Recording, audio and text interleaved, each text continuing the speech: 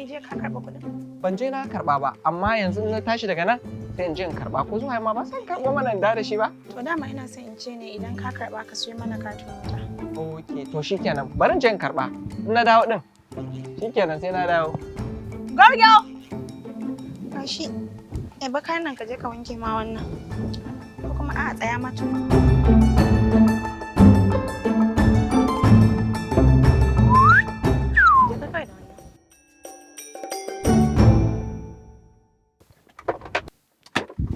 Kai, tsaya.